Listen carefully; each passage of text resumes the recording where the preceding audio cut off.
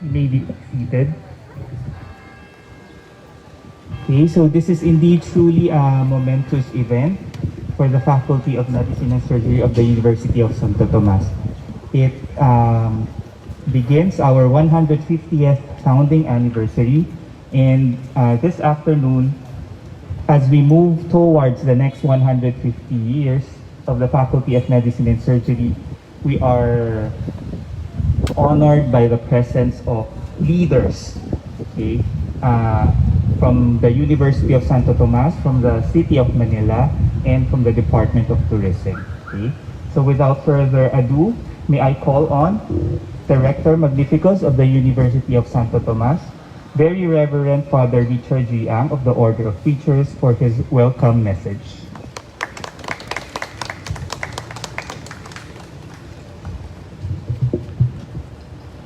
Honorable Mayor of Manila, Francisco Domagoso Isko, Honorable Secretary Bernadette Romulo Puyat of the Department of Tourism, Attorney Guillier Asido, Intramuros Administrator, Dr. Maria Lourdes Maglinaw, Dean of the Faculty of Medicine and Surgery, and Reverend Father Angel Aparicio, OP Regent of FMS. Ladies and gentlemen, good afternoon.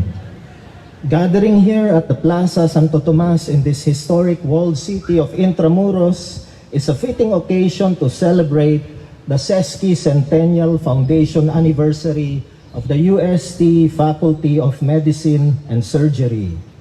We look back with pride in reconnecting to our roots, which led us to this site where our old campus stood. White rightly stated, this is also a kind of a homecoming for each and every one of us.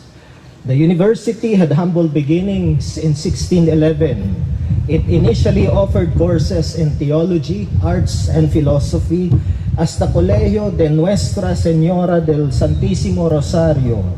Later, in 1617, it was renamed Colegio de Santo Tomas in honor of the university's patron, Santo Tomas de Aquino. The campus was then transferred in 1927 to its present site in Sampaloc. There were two instances when the academic life in the institution was disrupted. The first time was during the second phase of the Philippine Revolution and the Filipino-American War. And the second time was during the Japanese occupation, the Second World War, when the UST campus was converted into an internment camp. Well, during those times, the practice of medicine was witnessed by people without any borders. Physicians committed themselves to the noble duty of treating all patients with human dignity and respect, notwithstanding the squalor of war and the stench of death. Today, we are waging another war on a global scale, the battle against the COVID-19 pandemic. Now more than ever, we can best appreciate the role of our doctors as medical frontliners, and UST, through the Faculty of Medicine and Surgery, has remained steadfast in her commitment to training doctors to continue, to challenge, and to conquer all obstacles. By and large, UST is the largest producer of globally competitive medical graduates in the country. Let us give a big hand to all our doctors here. We appreciate the support of the local government to the University of Santo Tomas to help us reach our goals in forming competent and committed professionals, and in the case of the Faculty of Medicine and Surgery, to build a formidable workforce of this nation. We look forward to a more robust and sustainable collaboration with the government. Yorme, we appreciate very much what you have been doing for Manila. This is our beloved city. Pareho po tayong Batang Maynila, kaya sinasabi ko ng isang Batang Maynila sa isang kapwa Bata Maynila, huwag ho ninyong iiwan ng Maynila dahil kailangan ko kayo ng mga Manilenyo.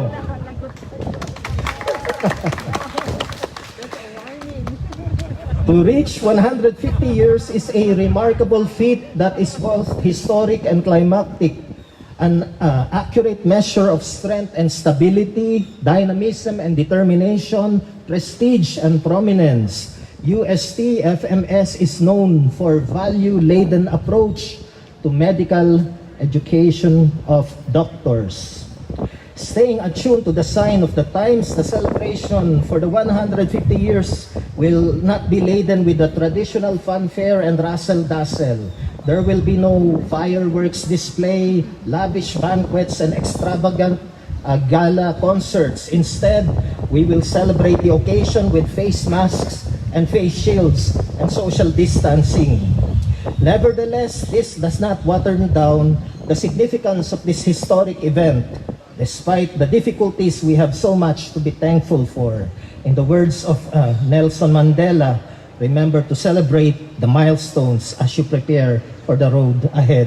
In closing, I would like to express my gratitude to our distinguished guests. Tatuho kami, lahat kami mukhang bata, ano? To Honorable Secretary Romulo Puyat, who looks like in her late 20s. And to Mayor Isko, who looks like me, no? We look young, no? Medyo magkalapit po kami ng henerasyon, no? Your presence most definitely enhances the significance of this occasion. Thank you. And for the Tomasian community, let this occasion serve as a vivid reminder for us to look back with gratitude for God's blessings and to look forward with high hopes for countless years of continual growth. Happy 150th anniversary to FMS and welcome to all of you.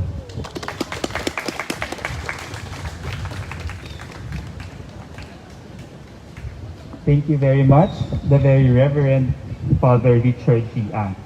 From one leader, I give you another leader, the leader of the City of Manila, the Honorable Mayor Francisco Isko Moreno Domagoso, for his message.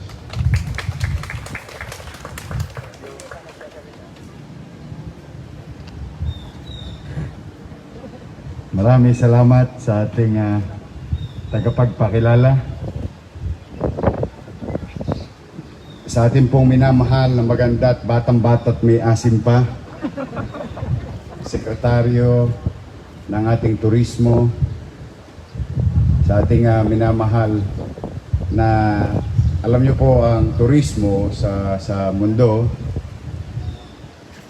almost $1 trillion industry.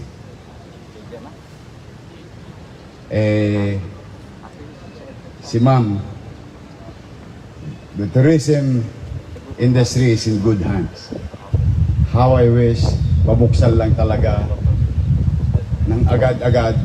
But at the end of the day, we're happy here that UST is celebrating its 150 years to continue to produce quality doctors, professionals and nurses and all other under medical field.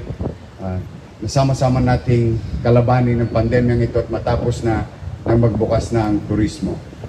Yan po ang talagang pinagkakaabalahan nating lahat. But for now,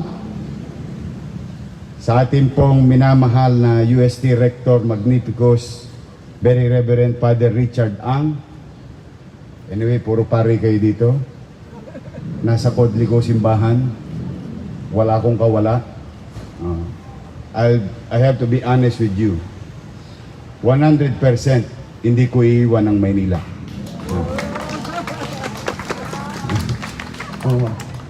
Dahil ako po ay batang Maynila. Rest assured. Rest assured. At least naka-record. Basta hindi ko iiwan ang Maynila. That is a guarantee. Kasi nasa Maynila din yung ano. Ang aming pong partner, Attorney Guillier, and the Intramuros family, Intramuros Administration family, lagi naming kapartner dito sa Maynila.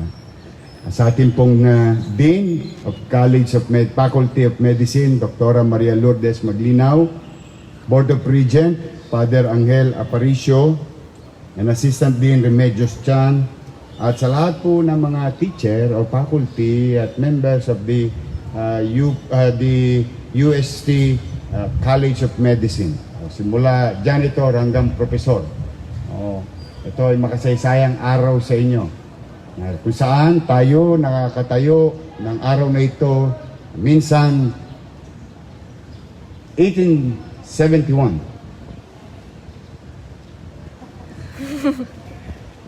May 28, the same day today, 150 years today, dito na itatag ang inyong kolehiyo ng medisina.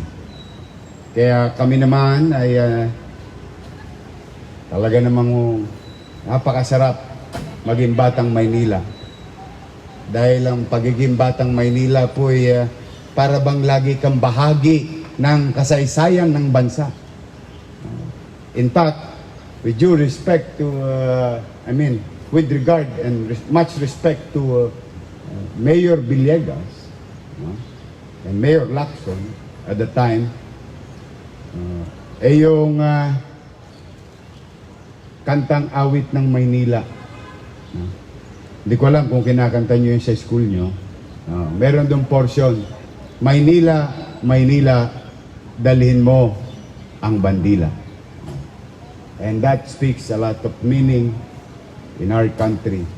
At sabi nga, kahit na kayo ay hindi taga Maynila, one way or another, ang Maynila ay naging bahagi ng kasaysayan ng buhay ninyo.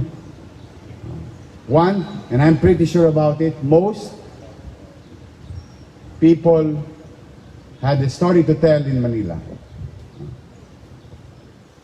At the very least, nag-aral sa Maynila. Si Vice Mayor Hani Lacuna ay isa sa mga asset ng Maynila dahil po siya ay doktora. Ang pinakamaganda na Vice Mayor ng Maynila. Nag-iisa lang po kasi siya. But, your institution has grown the biggest institution of higher learning in medicine in the country. And of course, with the guidance of our Christian faith, with our Catholic Church being with us side by side as we progress being a student inside the institution. Kaya maswerte ito, buti pa kayo, guided kayo lagi. Araw-araw na ginawa ng Diyos. No? Mapapalad kayo. Ako po ay nag-aral sa Ateneo de Tondo. Tondo High School, Father. Makapal lang ang mukha namin. Sabi lang namin. But the thing is, I remember, if I may share it to you, that the priest from Don Bosco, at the time, was very active and catechism in our school. No? Lagi kaming malaking bagay na may nagpapaalala sa atin na laging may Diyos at may kapal sa buhay natin. And this will help us pursue, achieve our goals in life, dreams and aspirations.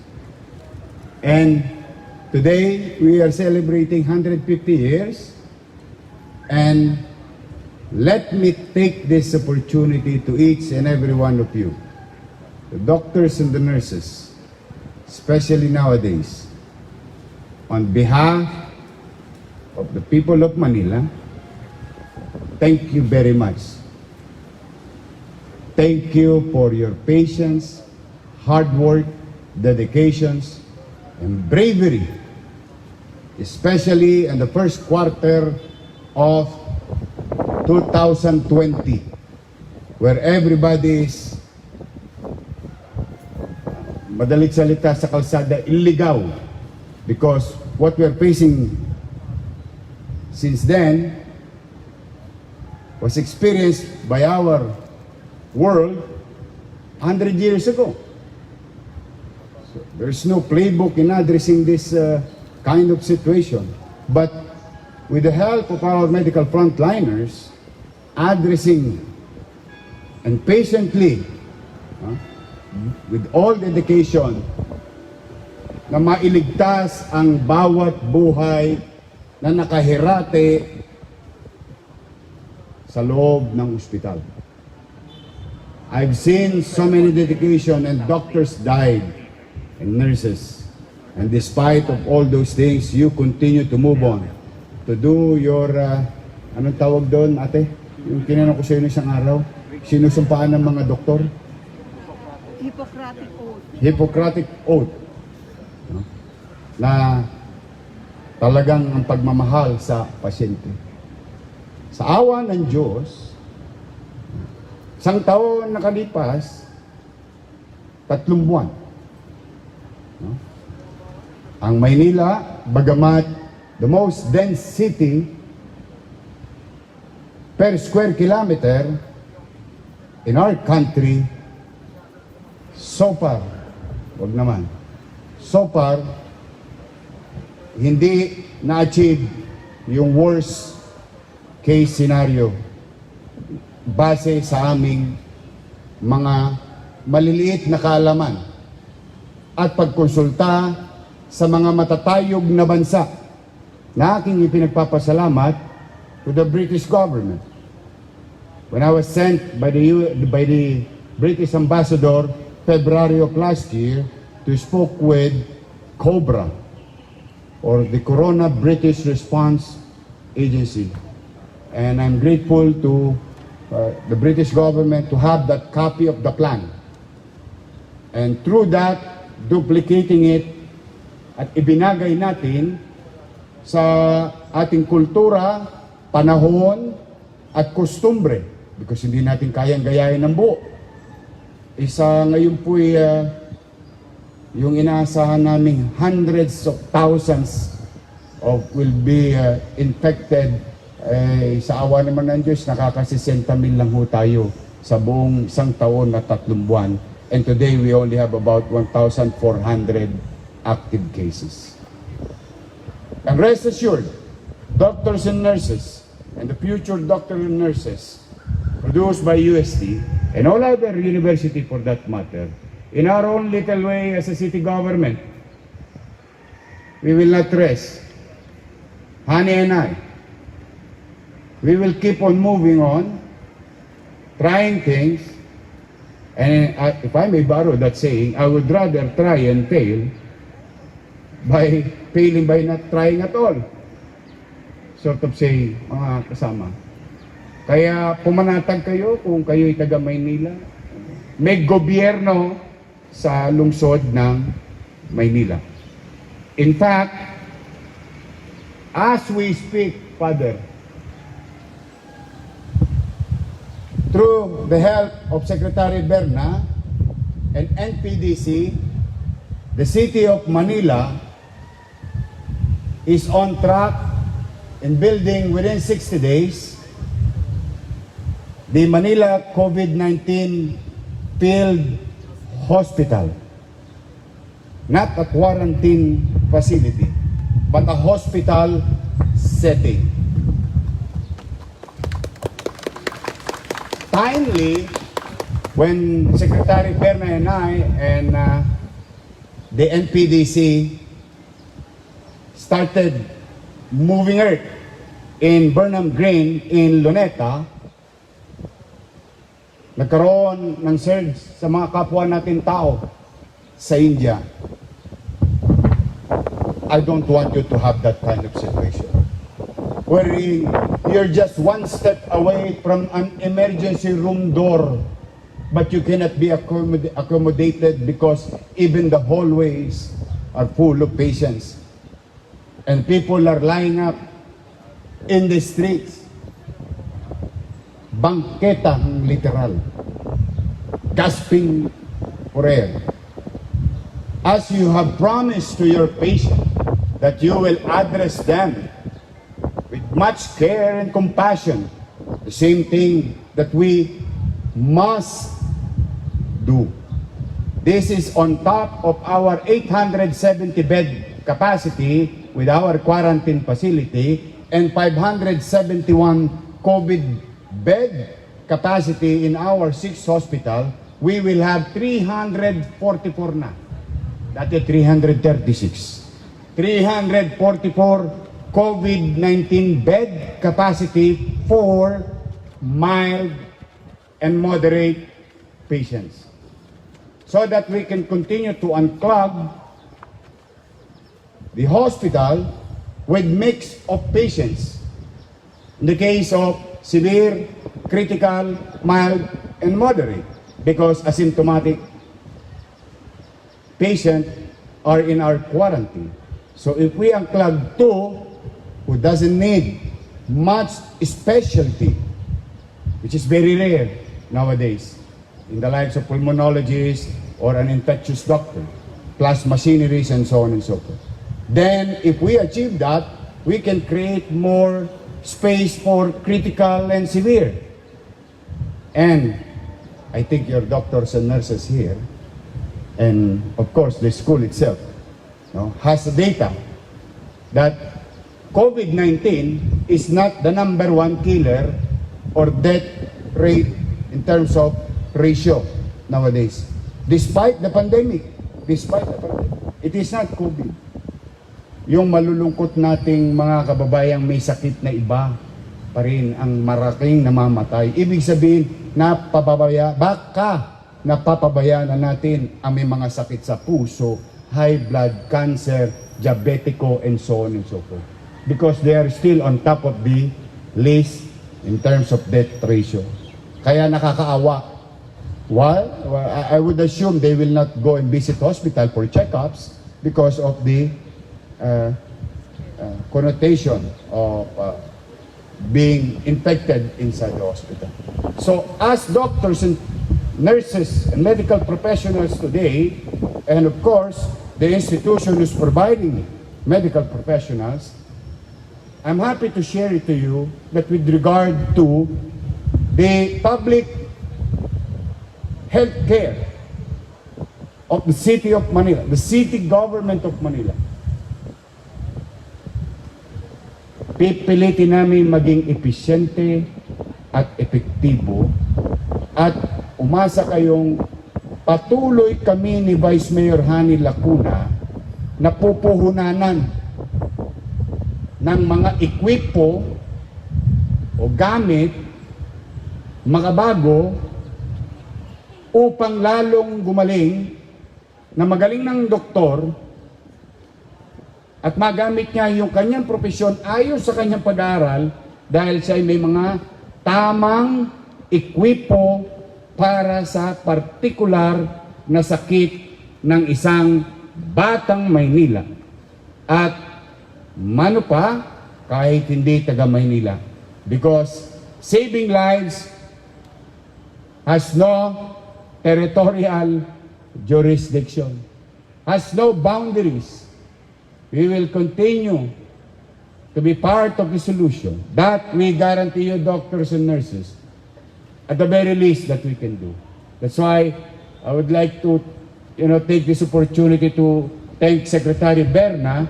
Alam niyo, nung tinawagan ko siya, the following day, nag-board meeting agad. Dapat 20 days pa from that day. But with that, we will offer it to you. Handog ng Maynila sa bansa. When we say that, because that COVID-19 field hospital will never be for the sole utilization of the people of Manila. As I have promised Secretary Berna that it can be made available to any John Does and Mary who needed it, especially in our neighboring city and provinces. Tutulong kami. Then, kung kailangan nyo ng tosilisuma ba, tiway sa Maynila. Meron kami tosilisuma. Huwag nyo sanang kailanganin. Pero pag kailanganin ng pasyente nyo, pindutin nyo lang ang telepono kay Dean.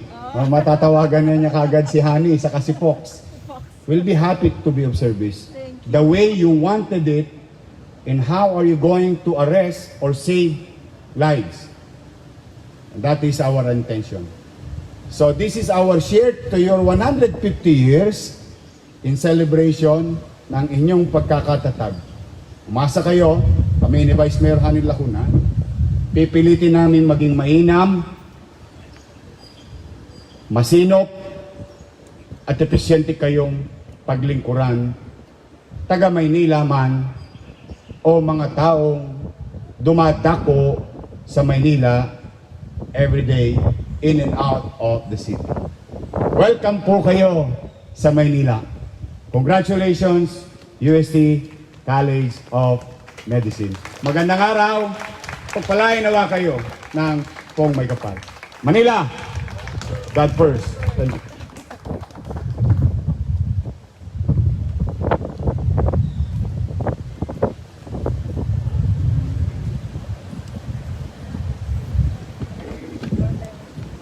We thank you very much, Honorable Mayor Francisco Isko Moreno Domagoso. You never fail to inspire us and give us hope in educating and treating our patients. Thank you very, very much.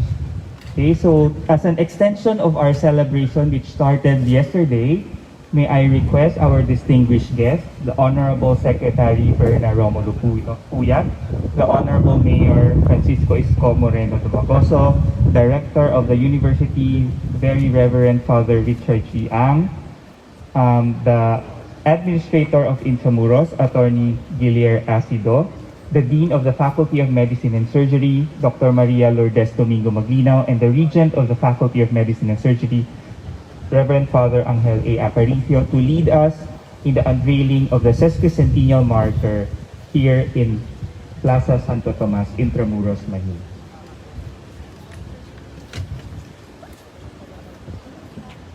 So may I request the other guests to witness the unveiling of our Sesquicentennial Marker.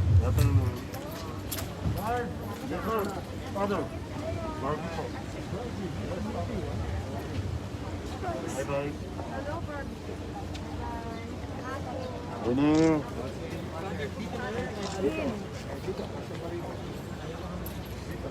Sitin, katabi ni ma'am. May mga asin. Ate Hani, halika dito. Grabe.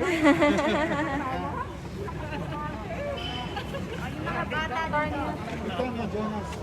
Please, Father. Tuloy kayo. There you go. Yan, ako.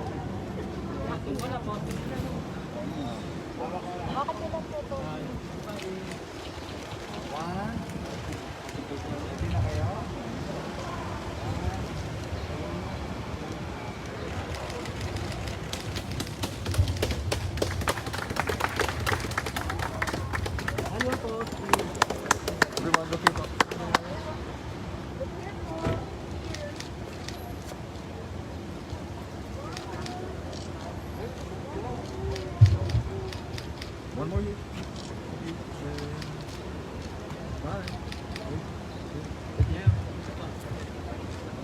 Thank you.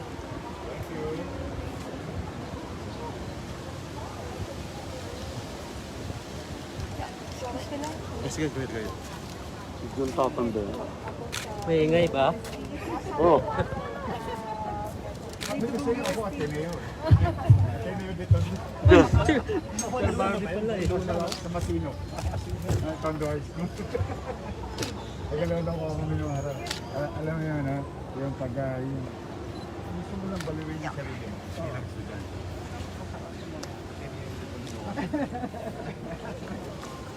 Yung aspire for Torres. So, Torres na una. So, 1970.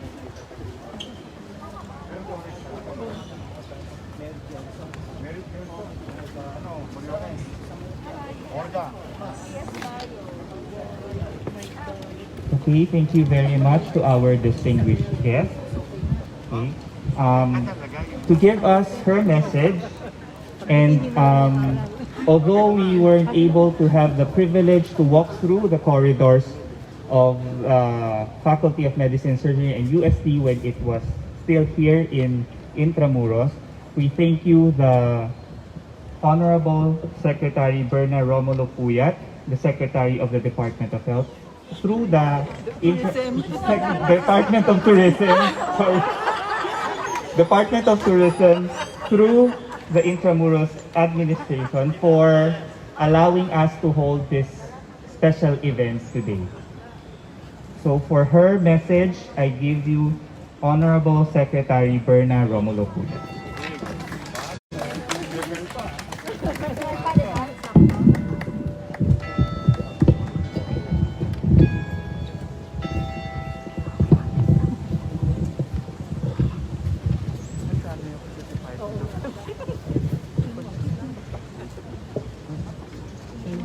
Manila Mayor Francisco Isko Moreno Domagoso, ang batang-batang mayor, pinakabata sa lahat, and pinakagwapo raw. Yung nagsabi, pinakagwapo. Totoo po yung sinabi niya when he was offering medicines because we had a staff in the Department of Tourism who had COVID and who really needed medicine. Isang text pa lang, tumawag na agad at nag-offer. And thank you again, Mayor. Very Reverend Father Richard G. Ang, OP, Rector Magnificus of the University of Santo Tomas, Manila Vice Mayor Sheila pala, Hani Lacuna, Pangan, Reverend Father Angel Aparicio, OP Regent of the UST Faculty of Medicine and Surgery, Dr. Maria Lourdes P. Domingo Maglinaw, Dean of the UST College of Medicine, and Administrator Guillermo B. Acido of the Intramuros Administration. Good day. To say that today is a celebration will be an understatement. For an educational institution to mentor and harness the knowledge and skills of men and women in the medical profession for 150 years is indeed a historical moment. This moment is apt, especially considering the times that we live in now, where the graduates of the university are in the front lines, leading us in the battle against an invisible enemy on a daily basis, even at the cost of their own lives. History will tell us that the narrative of the college is closely tied up with the development of the health system in the country. We now stand in the former site of the University of Santo Tomas in the historic district of Intramuros. It was here where historical figures studied, such as Dr. Jose Rizal, who attended his preparatory to fourth-year medicine, Dr. Jacob Fernando, a member of the Philippine National Assembly who authored the Fajardo Act in 1912, which appropriated 5 to 10% of the provincial and municipal income to the local government's health funds, and Dr. Proceso Gabriel, who opened the first private bacteriological and clinical laboratory and dedicated himself to the service of the people of Tondo, Manila in fighting against the great epidemics of cholera, smallpox, beriberi, and typhoid, and many other pioneers in the field of health reform and its practice. Knowing this narrative of the college and its alumni is an inspiration for us who are living during this time. For we know that they are one with us and will continue to do so until the pandemic's end. For us, the history of the college and the university will tell us that there is always hope. This was echoed by the very Reverend Father Rector Richard Ang, who is present with us today during the occasion of the 410th anniversary of the University of Santo Tomas. He said, quoting Danish philosopher Søren Kierkegaard, "Hope is passion for what is possible." That hope and possibility manifest in the lives of our frontliners today and the people they save one day at a time. Dr. Jose Rizal, who studied, lived, and was imprisoned in Intramuros, once wrote as well that Filipinos don't realize that victory is the child of struggle, that joy blossoms from suffering, and redemption is a product of sacrifice. The victory that we all seek against the pandemic can be achieved through our collective action and response. we in the Department of Tourism, not Department of Health, are one with our local government leaders in affirming our support and gratitude to our medical frontliners, for they are the hope and light in this seemingly dark tunnel. For tourism to restart, gaya ng sinabi ni Yorme, we believe that it can be done only with your medical guidance and enduring support. Our congratulations to the University of Santo Tomas and the College of Medicine for setting history and defining the narrative of the Filipino physician. Maraming salamat po at mabuhay sa kayo.